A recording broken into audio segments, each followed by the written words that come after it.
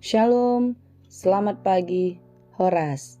Salam jumpa kembali bersama saya Pendeta Romauli Siahaan dalam renungan harian hari ini, Jumat 24 April 2026. Apa kabar saudara? Semoga baik ya, dan tetaplah penuh semangat pengharapan di dalam Tuhan kita. Sebelum kita melanjutkan aktivitas pada hari ini, mari kita meluangkan waktu untuk mendengar dan merenungkan firman Tuhan. Biarlah Roh Kudus menerangi hati dan pikiran kita sehingga kita mengerti firman-Nya. Kita bersatu di dalam doa. Ya Allah Bapa yang Maha Baik, kami bersyukur atas kasih setia-Mu menyertai kami sampai pada saat ini. Kami merasakan betapa banyak kebaikan yang sudah Tuhan berikan kepada kami. Sebagaimana hari-hari yang telah kami lalui, kami percaya hari ini pun Engkau akan memberkati kami di dalam segala aktivitas kami. Tuntunlah kami ya Tuhan untuk dapat melakukan hal-hal yang baik dan benar sesuai dengan firman-Mu. Oleh sebab itulah kami mau belajar dari firman Tuhan yang sebentar lagi akan kami dengar. Terangilah hati dan pikiran kami, ajari kami untuk mengerti firman-Mu, sehingga kami dapat menjadi pelaku firman yang setia di dalam kehidupan kami. Berfirmanlah Engkau ya Tuhan, sebab kami telah siap mendengar. Kasih karunia dan damai sejahtera dari Allah Bapa Tuhan kita dan dari anaknya Tuhan Yesus Kristus dan Roh Kudus menyertai saudara sekalian. Amin. Firman Tuhan untuk kita pada hari ini, Jumat 24 April 2026, tertulis dalam kitab Kolose 2 ayat 6-7. Dalam bahasa Batak dan bahasa Indonesia demikianlah dikatakan. Ope songon panjak konon muna di Kristus Yesus Tuhani, songoni mahamu marparange di bagasan ibana. Gabe marurat jala pinauli-uli mahamu di bagasan ibana. Togu marhaporsyaon, hobar tunani ajarhon tuhamuna, lubom bima hamu marroha mauliate. Kamu telah menerima Kristus Yesus Tuhan kita. Karena itu hendaklah hidupmu tetap di dalam Dia. Hendaklah kamu berakar di dalam Dia dan dibangun di atas Dia. Hendaklah kamu bertambah teguh dalam iman yang telah diajarkan kepadamu, dan hendaklah hatimu melimpah dengan syukur. Demikianlah pembacaan firman Tuhan. Saudara yang dikasihi Tuhan, pernahkah saudara mendengar pohon sequoia? Pohon sequoia di California, pohon ini bisa hidup 90 meter tingginya. Wow, luar biasa ya. Dan dia hidup selama ribuan tahun. Rahasianya bukan hanya pada besar batangnya, tetapi tentu pada akarnya. Dan yang menarik untuk kita ketahui, akar pohon sequoia tidak tumbuh sangat dalam ke bawah, melainkan menjalar ke samping dan saling menjalin dengan akar pohon sequoia lainnya. Ketika badai besar datang, satu pohon tidak berdiri sendirian. Pohon masing-masing saling memegang di bawah tanah. Akarnya saling mengait satu dengan yang lainnya.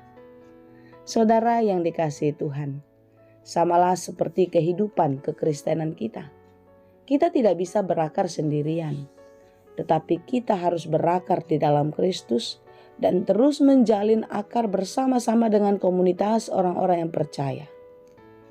Itulah yang disampaikan oleh Paulus di dalam khotbah kita hari ini. Di dalam ayat 7 sangat jelas dikatakan, hendaklah kamu berakar di dalam Dia dan dibangun di atas Dia. Saudaraku yang dikasihi Tuhan, akar berfungsi mencari nutrisi di dalam tanah dan terus menjaga pohon agar tetap berdiri saat badai datang. Demikianlah halnya dengan iman yang berakar, berarti kita secara pribadi terus menyerap nutrisi yang terbaik di dalam firman Tuhan setiap hari, bukan sekedar ikut-ikutan orang lain. Tentu sama halnya dengan sebuah bangunan, di mana sebuah bangunan itu akan ditentukan kekuatannya oleh fondasinya. Jika fondasinya kokoh, tentu bangunan itu akan berdiri dengan kokoh.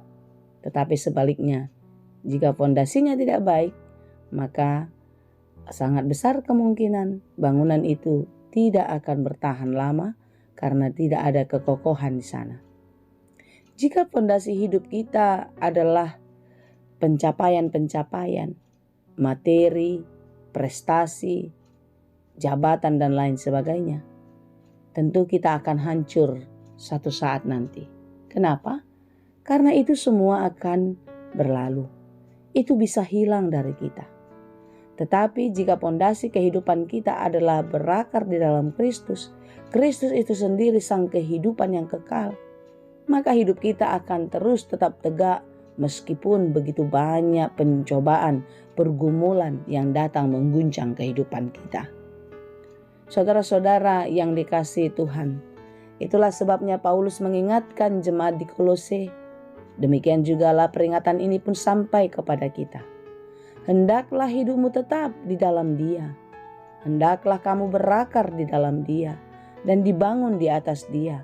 Hendaklah kamu bertambah teguh di dalam iman dan hendaklah hatimu melimpah dengan syukur. Artinya orientasi kehidupan kita hendaklah di dalam Tuhan dan tujuan hidup kita hanyalah untuk Tuhan.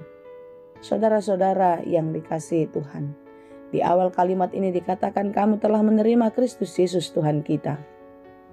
Jika kita telah menerima Yesus Kristus sebagai juru selamat kita, hendaklah kita tidak pernah lagi digoyahkan oleh apapun juga. Baik itu sukacita maupun duka cita. Pencapaian-pencapaian, keberhasilan ataupun kegagalan sekalipun. Kita tidak boleh lagi goyah dan terus percaya kepadanya. Saudaraku yang dikasihi Tuhan, jika jemaat di Kolose menerima ancaman ajaran-ajaran sesat, di mana mereka terpengaruh oleh ajaran-ajaran palsu yang mengancam hidup keberimanan mereka. Tentu di zaman masa kini pun kita mengalami ancaman oleh kemajuan zaman, di mana setiap orang dituntut untuk berjuang keras, melakukan apa saja untuk memenuhi segala kebutuhan kehidupannya. Banyak orang yang merasa dirinya ditentukan oleh seberapa sibuk dan produktifnya mereka. Sehingga kita sering sekali merasa tidak punya cukup waktu untuk beribadah, untuk bersekutu di tengah-tengah gereja, untuk berdoa, ataupun membaca firman. Karena apa? Karena terlalu sibuk bekerja, mengejar target, mengejar segala sesuatu yang dicita-citakan. Kesibukan menjadi berhala modern yang membuat Tuhan tergeser dari kehidupan kita. Di era digital masa kini kita sangat dibanjiri oleh informasi-informasi. Kita terlalu sering fokus dan terus berlama-lama menatap layar gadget kita. Sering sekali kita lebih banyak mendengar suara influencer atau opini netizen daripada suara Tuhan. Kita lebih senang mendengar suara-suara yang ada di gadget kita daripada kita mau membaca firman, mendengarkan suara Tuhan. Hal ini membuat kita sulit berakar di dalam Tuhan. Karena kita tidak bisa diam, tidak bisa fokus di dalam ketenangan hadirat-Nya.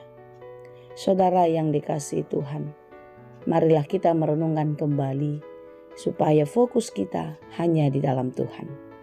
Dan kita terus bertumbuh di dalam Tuhan. Dan tentu di akhir kalimat dikatakan, hendaklah hatimu melimpah dengan syukur. Karena apapun yang terjadi dalam hidup kita tidak akan menggoyahkan hati kita, tetapi segala sesuatu yang terjadi dalam hidup kita membuat kita semakin mengingat Tuhan dan kita terus bisa bertahan karena Tuhan yang menolong kita. Teruslah bertumbuh, berakar, dan dibangun di dalam Dia. Tuhan Yesus memberkati kita. Amin. Terima kasih Tuhan untuk firman-Mu. Kuatkan dan mampukanlah kami untuk berakar dan bertumbuh di dalam-Mu. Jangan biarkan kami dikoyahkan oleh apapun di dunia ini. Tetapi biarlah kami tetap bertambah teguh dan semakin tangguh di dalam iman kepadamu saja. Terima kasih Tuhan. Hanya di dalam Yesus Kristus kami berdoa. Anugerah Tuhan kita Yesus Kristus, kasih karunia Allah Bapa, dan persekutuan Roh Kudus, itulah kiranya yang menyertai dan memberkati kamu sekalian. Amin.